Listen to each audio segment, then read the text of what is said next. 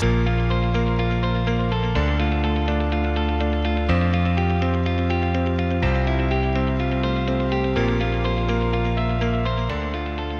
to Mountains Made Low, where we help our listeners to encounter the love of God and live well in a modern world. I'm Dennis Mueller. And I'm Christine Reagan.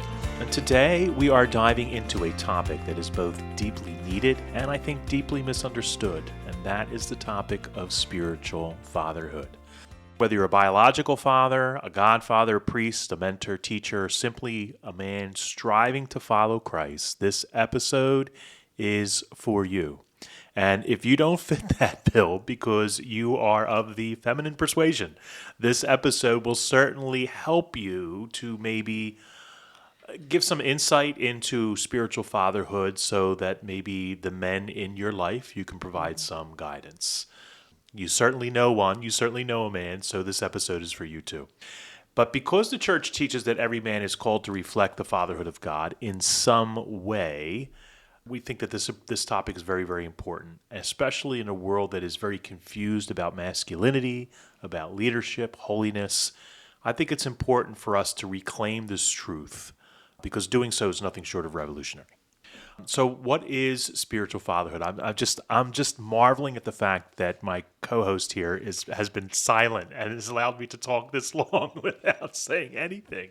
But I'm waiting for it. I'm waiting for the interruption. Okay, I can't do it anymore. I'm clearly doing it on purpose.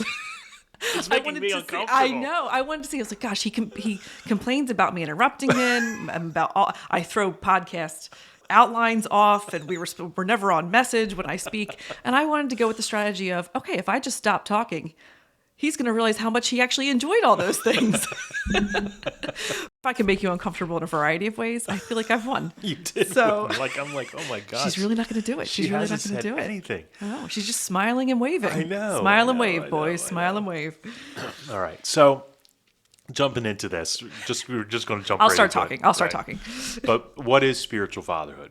So when we talk about this, we have to realize spiritual fatherhood isn't about authority. It's not about dominance. It's not about control. It has nothing to do with one's manliness or testosterone level.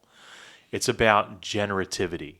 One becomes a father by generating life. So this is key. So this is going to be the undercurrent about everything that we're going to be getting into in this episode. So when you talk about generativity, you're talking about what it is that you produce in the world. Right. We've been using the word fruit a lot Sure. in some of our latest episodes. That's what we're talking. What do you generate in the world? What do you generate in your families and among your communities? It's in this sense that fatherhood really goes beyond generating life in any type of a biological sense.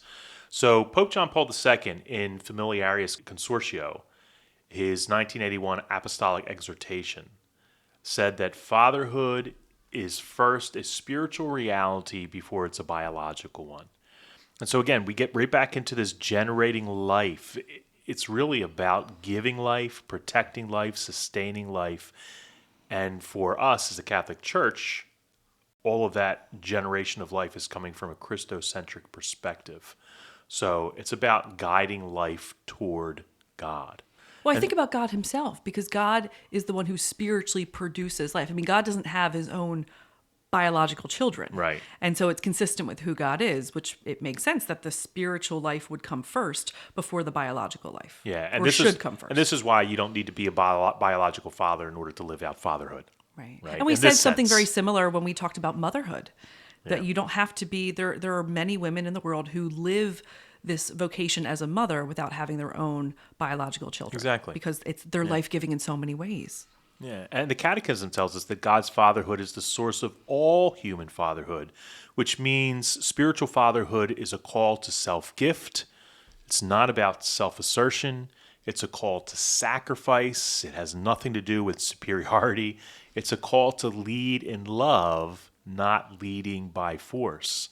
So the former in each of those instances generates life, and the latter is what the world refers to as toxic masculinity. That's really what the focus of the world is on. What do you think about that word, toxic masculinity? I just think, I think it's a word that's polarizing. I think it's a word that is overused, so it's kind of become like white noise to me now when I hear it. I just kind of tune it out as soon as I hear it, because I know nothing productive is going to be shared if somebody's starting from that point. I think it's coming from a place to shut somebody down and to silence them, tune them out. Cancel them? Cancel them. Right. Do you think the man in general in the culture is trying to be canceled? I think masculinity is trying to be. I think that there is a segment of the population that would like to cancel masculinity in its entirety. But again, that's not healthy either. I mean, because when we look at this, God created them male and female. And so masculinity is a part of God's identity, as is femininity. And so if we're trying to eradicate one or favor one over the other, we're doing a disservice to how we are created, in whose image we are created. And so I think that that's where we kind of struggle a little bit. And that's the issue that I have as a man, with this whole toxic masculinity culture.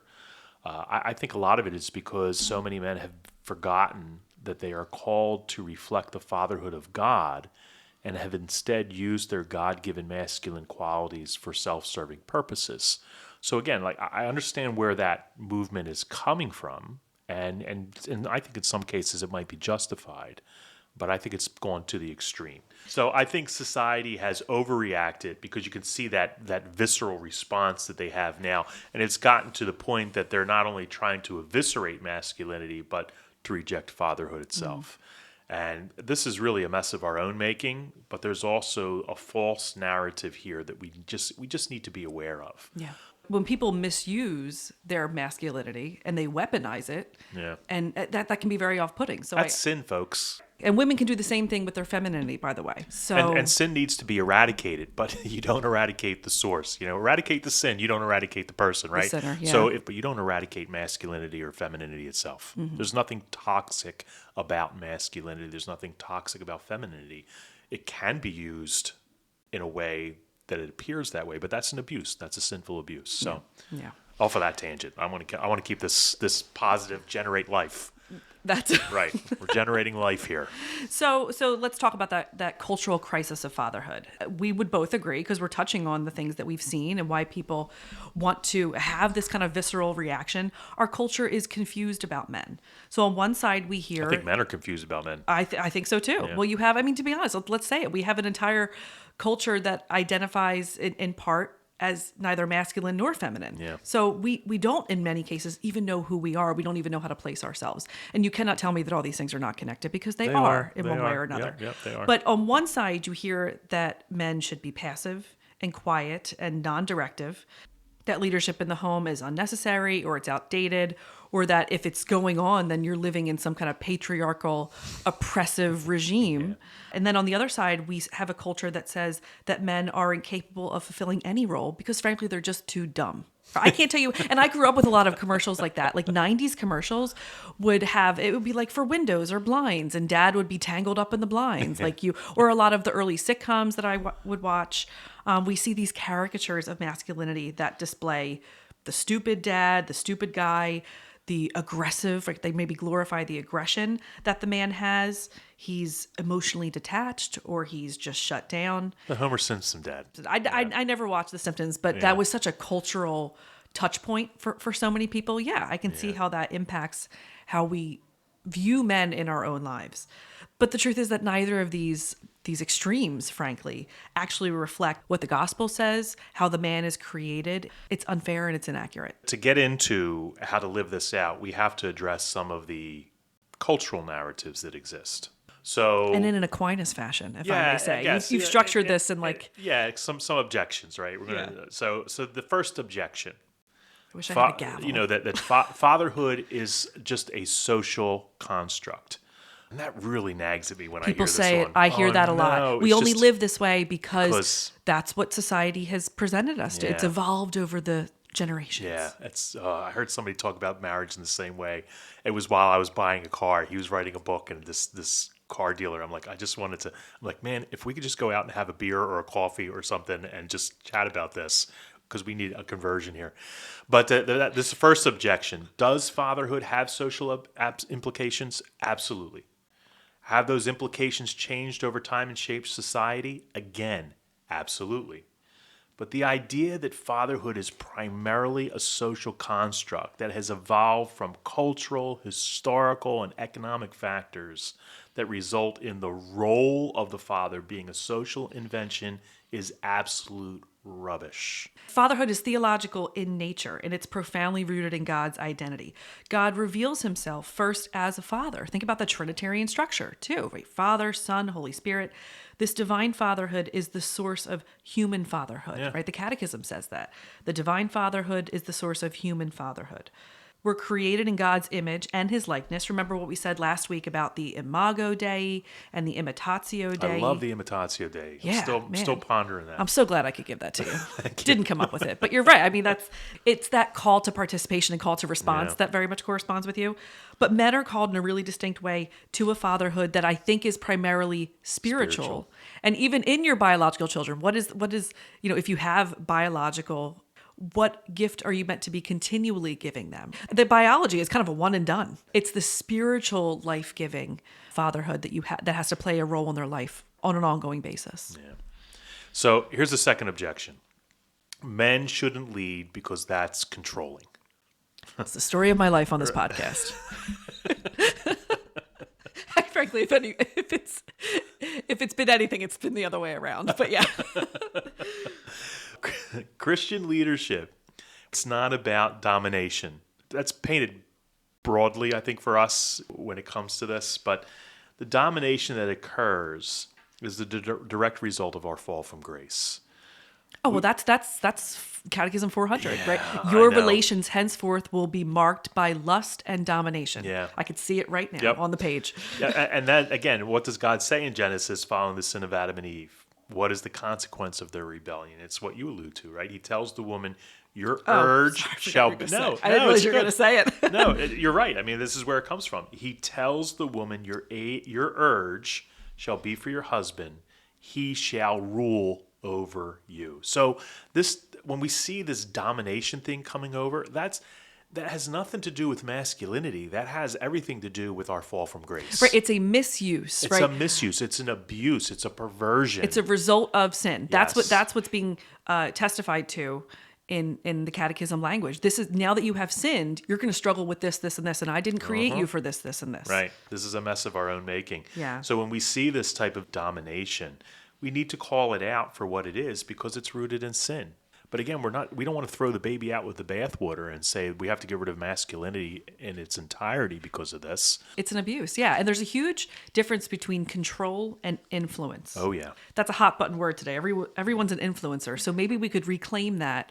The spirituality of fatherhood is about the latter and never the former. Meaning it's about influence. It's not about control. Yeah. True masculinity, true spiritual fatherhood is about washing feet, what we did in the Triduum just a few weeks ago. Yeah. It's laying down one's life for one's friends. It's modeling the love of Christ through servant leadership that should lead other people to holiness. That's the example that we're supposed to be, that men should be setting. Yeah. And it should have a ripple effect through your family, through society. So it's leadership through influence, leadership through example. And St. Paul presents it this way in his letter to the Ephesians. Husbands, love your wives, even as Christ loved the church and handed himself over for her to sanctify her, cleansing her by the bath of water with the word, that he might present to himself the church in splendor, without spot or wrinkle or any such thing, that she might be holy and without blemish. I love that passage. How did Christ love the church? I mean, he laid his life down for her, right? He laid his life down for the love of the church. So ask yourself, as a man, ask yourself, where am I leading my wife?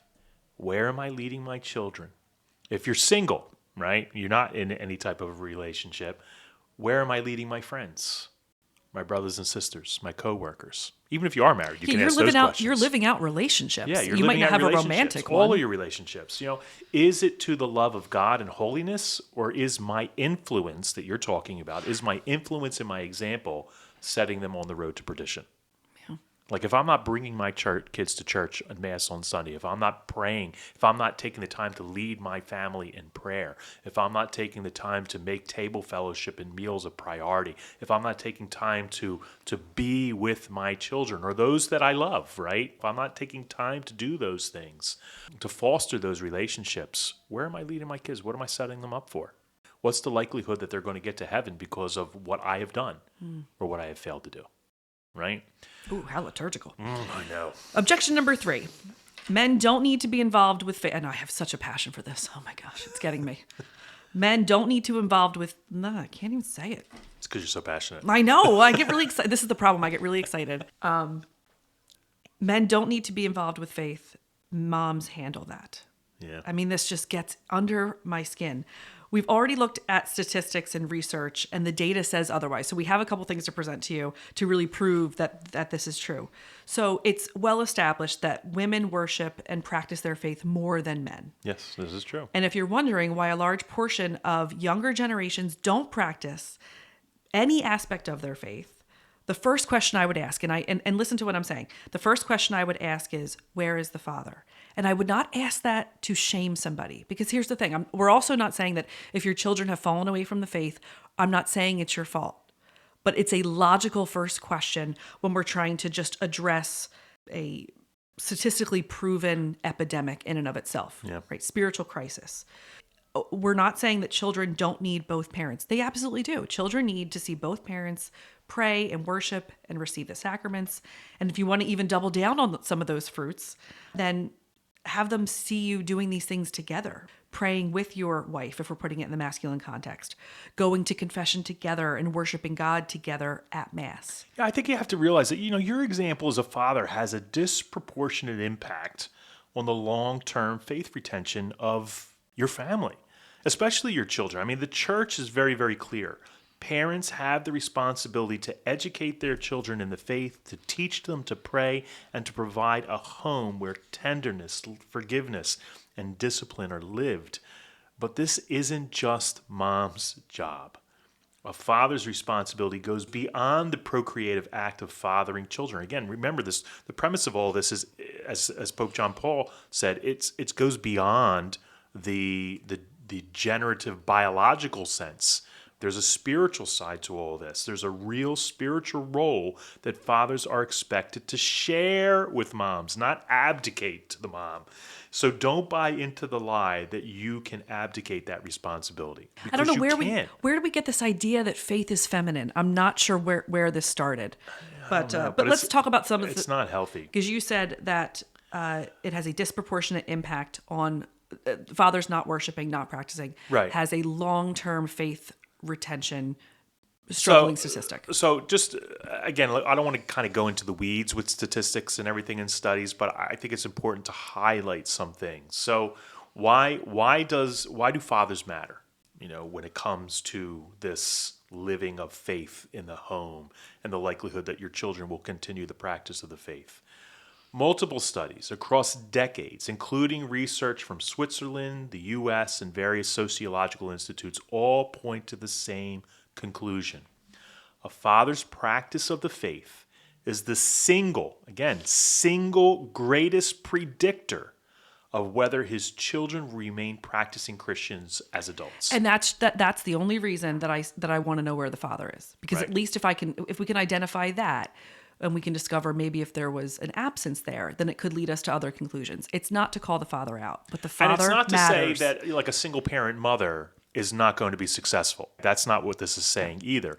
These longitudinal studies that have been done, they all come to the same conclusion, the same evidence. And what's interesting is that this goes beyond Catholicism too. This is faith in general. Faith in general. In general, which I feel from a faith perspective speaks to the divinely given role that men have. Which is what? To be the spiritual leader of their families, right? I agree. I agree. Again, we can really unpack the story of Genesis. I mean, I would love to go there, but times dictates otherwise. But you see Adam, he's really set up to be the priest of the household in that family. His role is far more than just being a spouse. There's a divinely ordained role there. Can I offer something? So if you read Genesis, I think it's the interaction between the serpent and Eve, where he says, "Who told you? What is it? Who told you can't eat of the fruit? You can't eat of the fruit." And she says, "We are not to eat it. We are not even to touch it." And I've read that theologians have wondered if this was like an additional teaching that was given by Adam to his wife to keep her even more protected against possibly falling into sin. Because that's not what God said. That's not what God said. Yeah, he says don't eat it. But maybe Adam is trying to properly instruct his wife to stay so far away from sin. It's not that you can't just eat this. Don't even go near it. Don't even touch it. Right? Maybe Adam was trying. Now he drops the ball pretty quickly. Right. But maybe he was trying to lead his wife in the way that he was created to lead her. Yeah. So that she can be holy and he can be holy. And when faced with that confrontation, he's silent. Yeah. He's there. He's standing with Eve, but he says nothing. He's abdicated his responsibility. What he so should we have can't done, do this. he should have maybe perhaps taken the blame for Eve, but he doesn't. He blames God. Blames right. Yeah. Like and I her. said, it's a great. Yeah. I'd love. We can unpack it for hours. Give me some stats. But let's go back. Here's some specific findings that have been shown across these studies. When both parents, mom and dad, attend church regularly, about 33% of their children will remain regular churchgoers as adults. Okay? When only the mother practiced the faith regularly and the father's not, that number drops to 2 to 3%. That's staggering. That is staggering. 2%? Yeah, 2 to 3%. But when only the father practices the faith regularly, up to 44% of children will continue practicing as adults, even when the mother does not. Wow. And here's another one. I'm going to throw this at you. 70% of children will at least practice in an irregular fashion if they witness their father practicing when they grew up. So maybe it's not regular, which would fall into your statistics. Right. But 70% would have some attachment to their faith, to a church, if they saw their father do something regularly. Yeah, that's staggering. So at least you're giving them a fighting chance. And if you want something to turn into regular, consistent practice, well, at the very least, which is, I say this with a grain of salt, but irregular is better than nothing. I would hope, because you hope that there's an opening. And to be clear, it's not good for the soul. But good things can happen when you give, when you're making at least at least an interacting. effort. Yeah. You're encountering something, Yeah. and God will do something with that. So, I mean, really let all of those statistics sink in. So even when the mother is non-practicing, a father's faithfulness has a stronger long-term impact on the children than when the situation is reversed. Yeah. And so, and I heard an interesting thing in a podcast not long ago. They say that children need who their mother is, but they need what their father does. And I'm not saying that the practice of the mother is not important. No, we're not because saying I think that there at are all. only some things that have come about in my life because my mom prays. So I mean that sincerely. Yeah. But dads really do make a difference for better and for worse. And it's an enormous responsibility. If the father teaches his children by his example that the faith is unimportant or altogether irrelevant, then their kids are going to believe him. Behavior is a language. Yeah. Your children are watching what you do far more than they're listening to what you say. Yeah, and again, this is not about superiority. It's not about like all these statistics show that the men are better at this. No, it has nothing to do with who does a better job. This is really about like what I said earlier. It's a spiritual imprinting. Go back to the story of creation where we are told that God created them male and female. There are real differences between men and women, and that is by design, divine design.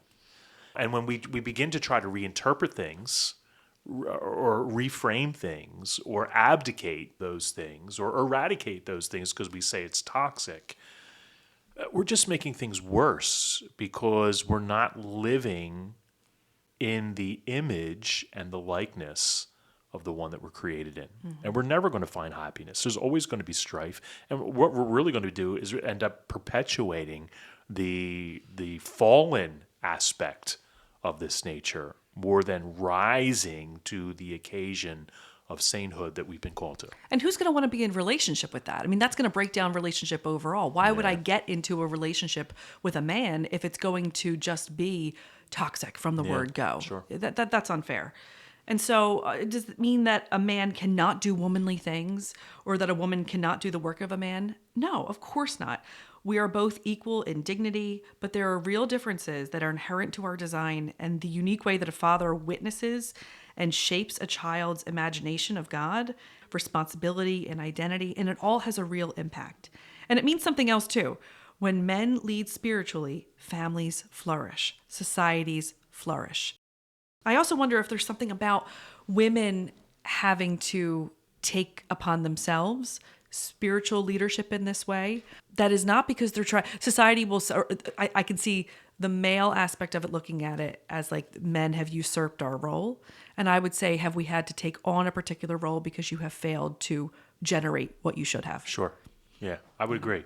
Yeah. And from a masculine perspective, holiness is the most masculine thing a man can pursue because it requires courage, it requires discipline, sacrifice, it requires a willingness to fight spiritual battles for the good of others, regardless of whether that's your wife and children, your coworker, your friend, your brother, your sister. It doesn't matter.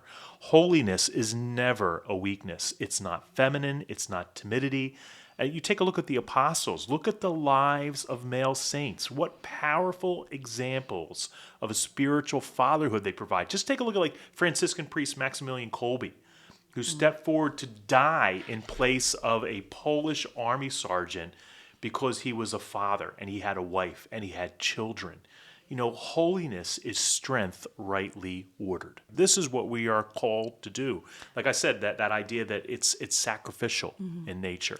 I love that you just said holiness is the most masculine thing that a man can pursue, because I would also say the same is true for the woman. Yeah. Holiness, which means that we're just fulfilling our Christian mission and our Christian call. And I think sometimes, even in the Catholic Church, there is a current of saying if you're going to be a Catholic man, you should be burly. You should have a mustache. You should enjoy hunting.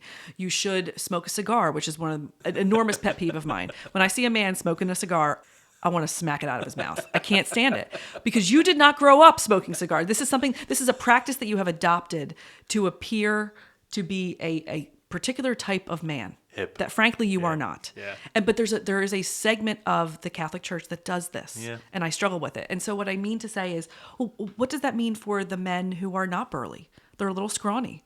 They enjoy the arts. They don't want to hunt. People look at those men and say, you're not masculine enough. That's not fair. Because masculinity has nothing to do with your physical attributes. Yeah. You can be strong. That's wonderful. Is your heart strong? Is your faith strong? Do you lead spiritually? I agree. Yeah. It's much more about what's going on internally. Are you holy? Yeah. That's what I'm interested in. Yeah. That's what a man does. But I think you're right. I mean, and again, this episode is on spiritual fatherhood. So if you're listening and you are a woman, we're not saying, I don't want anybody come walking away with this like, oh, well, we are women too. Yes, femininity, the greatest accomplishment that you can do with your femininity is to pursue holiness too. Right. We have a whole episode about that. We did it like last year. Please look at it. Yeah. Motherhood, femininity. So in the end, what does all this mean for the church? A Catholic vision of manhood it's shaped by the cross. It is strong enough to be gentle. It's courageous enough to be vulnerable. And it's humble enough to lead by service. But here's the problem. When men step back from spiritual leadership, families suffer. And as the studies have illustrated, when fathers disengage from the practice of the faith, the impact on children is staggering. And look at a negative way. Look at where society is. Yeah. So you could look at society and say, what's wrong? You could say we have a spiritual fatherhood problem in the world. Yeah. So spiritual fatherhood is a call to mirror the father's tenderness and strength. I don't care how much you can lift. I care how much you can pray. I care how much you can love. That's what we're talking about. Every man is invited into this mission regardless of their state in life, regardless of their physical build, regardless of what the world says you should or shouldn't be. The world needs who you are and who God has created you to be. And the renewal of the church is not going to happen without men. So this kind of this toxic feministic wave that's trying to remove men from society, trying to remove men from the church, I'm very much concerned about that because it's not going to better society. Yeah. It's not going to better the church. in the church. You know, there is this crisis of spiritual fatherhood. There's a crisis of men practicing their faith. And I just hear so much talk in the church about the rights that women don't have. We can't be priests. We can't do this. We can't do that. Let's make women deacons. Let's put them in more liturgical ministries and more roles. Like, women don't need more help. The men need our help.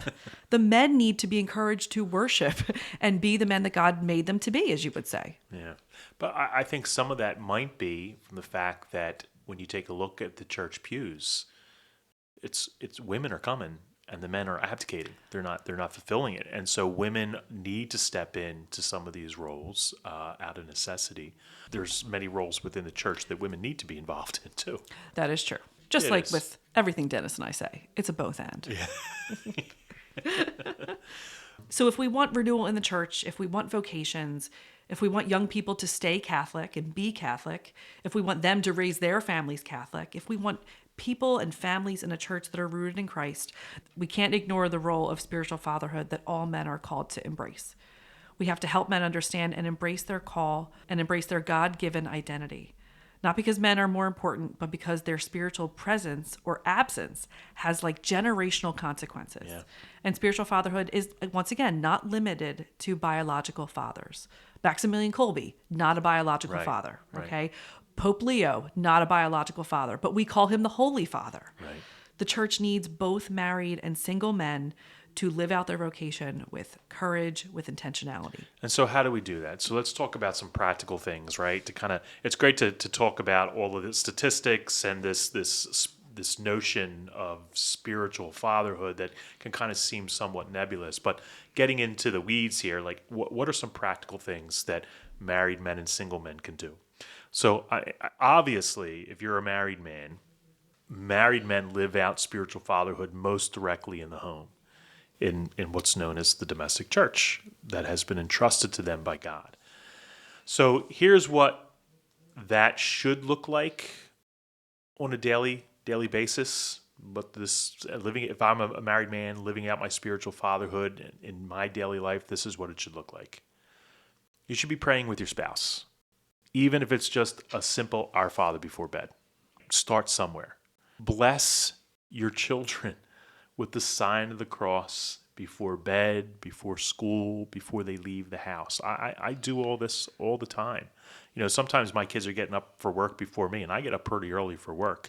But some of them are rolling out of the house before I do, and I hear them in the bathroom, right? And boom, and you're like, I'm jumping out of bed, I'm walking in the bathroom, and all I do is I walk in, they look at me, they stick their forehead towards me, I make the sign of the cross, I go right back to bed. You know what you should do? You should do it with your daughter right before she walks down the aisle. I don't think I'm on. Mm-hmm. It's all, yeah. And him, I'm grabbing him too. Jack, I'm grabbing him. Lead grace before meals. Even when the house and the schedules are chaotic. Don't just sit down and rush to eat. Pray. Make prayer that priority. Bring your family to Mass. If you're not coming to Mass, if you're not darkening the door of the church with any type of regularity, take that to God. Pray on that. Get yourself to confession and start coming back to Mass and Holy Communion. I mean, you are really not doing your children, your wife, any favors by not doing that. Who said you're making it harder for them to get into heaven than it needs to be? What's that quote? It's like 90% of life is just showing up.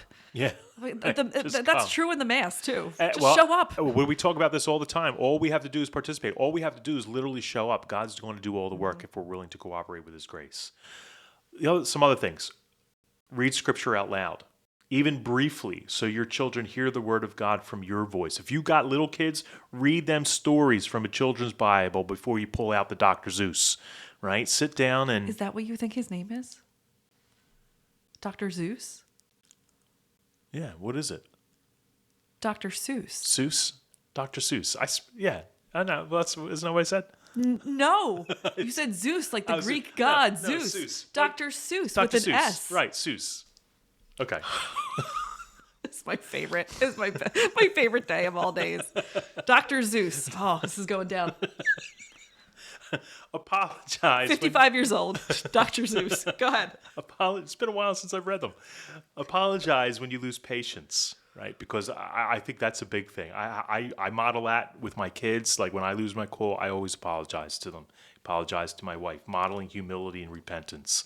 Set boundaries around social media, technology, influences that harm the soul. Don't be afraid to say no to your kids. Right, that's such an important part of that spiritual fatherhood. You're generating life in them by protecting them against the things that will destroy their life. Yeah, I mean, sometimes those rules are necessary. Those limitations are necessary in order to avoid exposing your child to harm or leading them into habits that are not going to be good for them. So don't be afraid to say no to your kids. My kids were limited to one sport per season whenever we participated in games. And we didn't allow them to play on any games when they were with the sporting clubs if they occurred before noon on Sunday. I'm not rearranging my weekend and when we typically go to mass in order to accommodate some type of sports schedule. Well, that's how most family worship. They worship on the soccer field. Right. Yeah. That was never our case. We told the coaches this kind of coming into these things, like when we played for the local clubs with soccer and whatnot. You got a tournament Sunday morning, we're not going to be there. That's keeping the Lord's Day. And yeah, I can go on a Saturday night, but like I'm going to rearrange my whole schedule around that. Again, what am I communicating to my children? Is God my priority, or is the sporting club that we belong to the priority, and I'm going to fit God into that schedule? Yeah. Right? Well, it's very Chariots of Fire. I mean, he wouldn't run. Right. No. You haven't seen the movie. You have no idea what I'm talking about right now. I hated the movie. Don't be afraid to show affection. Again, hugs, encouragement, presence, all of that communicates safety and love. Don't be afraid to communicate affection. Work with integrity. Look at your labor as a participation in God's providence. God has blessed you with your career. Are you using that blessing to love God, to lead your children to love God? Love your wife visibly so your children learn what covenant love looks like. I think that's important. Married men reveal God's fatherhood through steadfastness, sacrifice, and presence. All the things that you're touching upon correspond to those virtues. Your children learn who God is by watching how you love. And when married men embrace spiritual fatherhood, the home becomes a small monastery. Yeah. Think about it like that. The domestic church is your home monastery. It's a place where prayer and mercy and mission are lived out. And this isn't old-fashioned. This isn't patriarchy. This is Christian discipleship. This is the structure of the church with Christ at the head.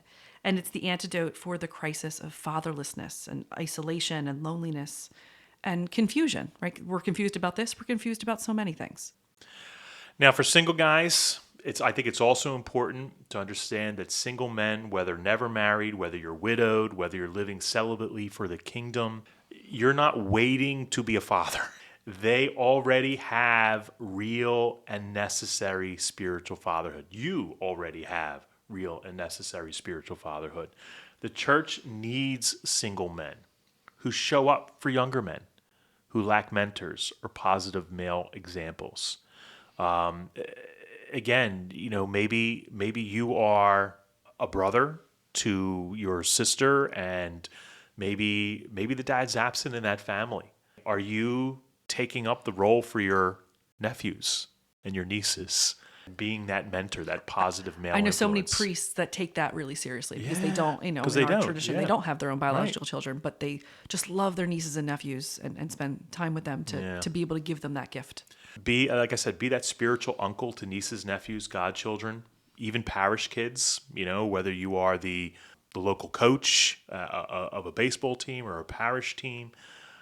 Look for opportunities to offer your time to those who are lonely, to those who are overlooked, to those who are spiritually hungry. They're out there. It's ripe for the picking. You don't have to look far.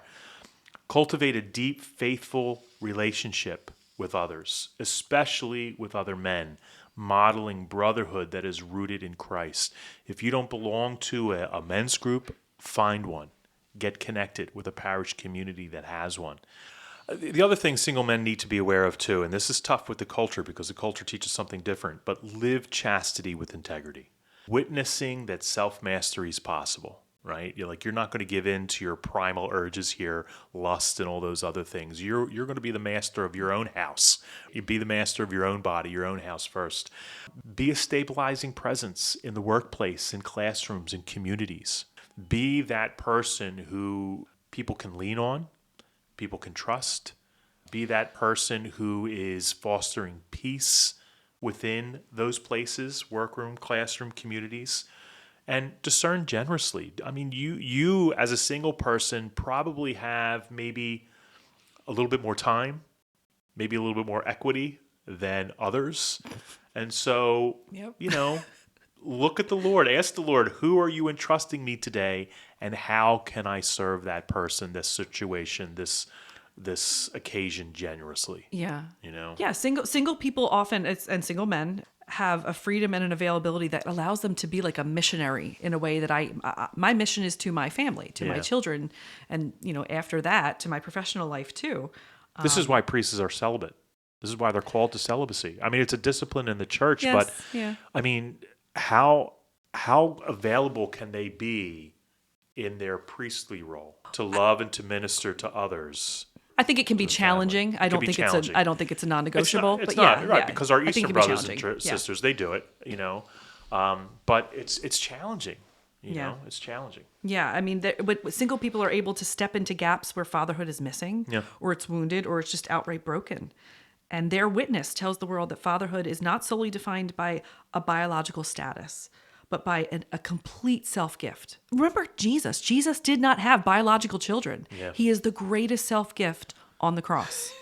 So you're simply I love living that out your analogy. mission. Yeah. And married and single men, they're not in competition with each other. And I think sometimes they look at each other like that. Married men will be like, oh, you have so much time. You probably get so much sleep. And single men look at married men saying, I would just love a family maybe. I would love to have a wife.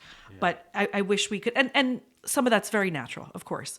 But maybe we could all just think of ourselves as co-laborers in the vineyard. And we're all working together towards the same goal. Which is the salvation of others. And ourselves. Yeah. And ourselves too. The salvation of ourselves and the salvation of all people.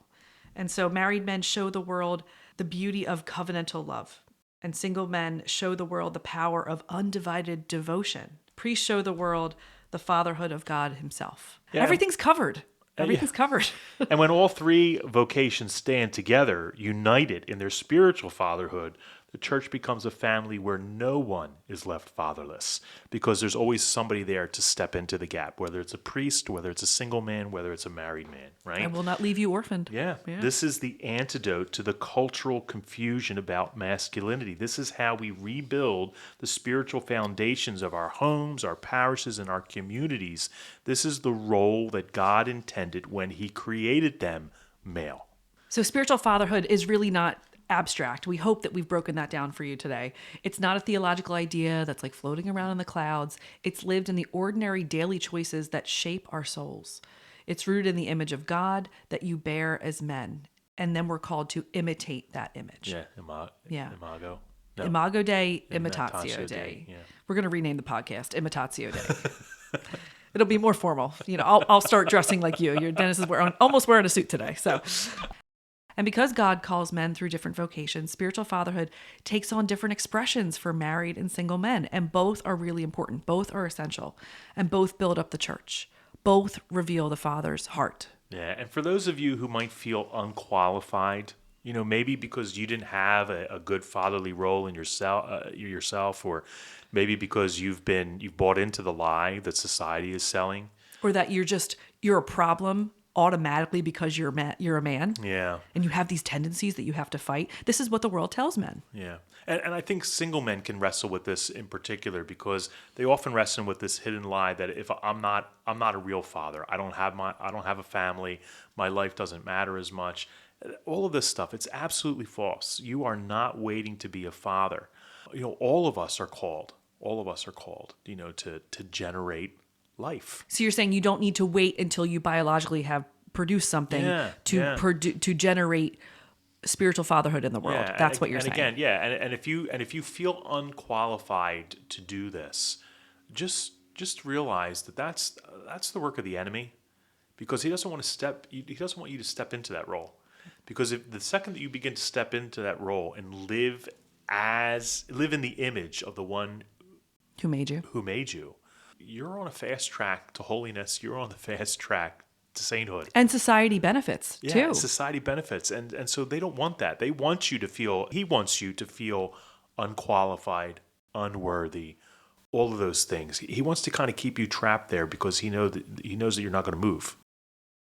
For married men who have no children, there are married men who are listening who long for children but who don't have them, whether through infertility, through miscarriage, delayed adoption, circumstances beyond your control. You may feel the ache of that absence, but I want you to hear this very, very clearly. Your marriage is still a domestic church. Your fatherhood is still real, even though you don't have biological children. Your vocation as a husband is still fruitful. You know, And you still have a family. So many people say, "Oh, I don't have," like, they look at couples that don't have children and say, "When are you going to start a family?" Like, my family's right here. Right here. It's her. Her, Yeah. right? That's family, right? You've created a domestic church right there.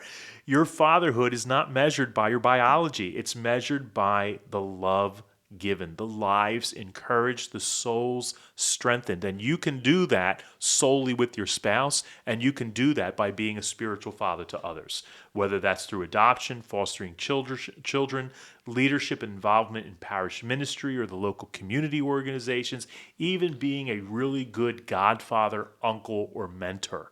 God often entrusts spiritual children to those who carry the cross of infertility or loss because your compassion has been forged in suffering. So don't sell yourself short there.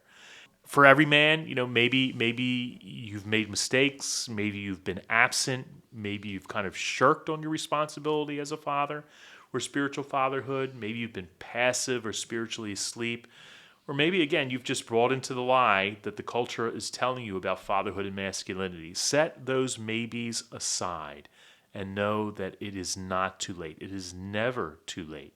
A very dear pastor and friend and mentor of mine, Monsignor Bill Kaufman, who I love dearly, he always reminded me, you can't do anything about yesterday or last week, but you can do something about tomorrow. And he always used that in the context of First Holy Communion celebrations. He always thanked the parents for being here and bringing their children to the sacrament. And then he would just love them in that moment, knowing that many of them were not coming to Mass regularly. And he would encourage them. He said, please, I beg. He always used the word, I beg. I beg, I beg, I beg you. Don't let this child's first communion be their last in a long time, right? He says, you can't do anything about yesterday, last week, last year, but you can do something about tomorrow and next week moving forward. And so I use those same words to any man out there that is dealing with all of these maybes, you know, whatever those issues are. Your children do not need a perfect father. Your parish doesn't need a flawless leader. Your friends don't need you to be a superhero. You know, they need a man who is present, a man of prayer and humility who keeps getting up for love of them. And Saint Jose Maria Escriva provides a very powerful reassurance for men who feel like they are failing in their call to fatherhood when he reminds us that God does not ask you to be successful, but to be faithful. God the Father is not asking for perfection. He's asking for your yes. That's it. He just wants you to say yes, to live as he created you to be. You give him that yes, and he will accompany you the rest of the way so that you can become the man that he has called and created you to be. Well said. We will see you next week. All right, God bless.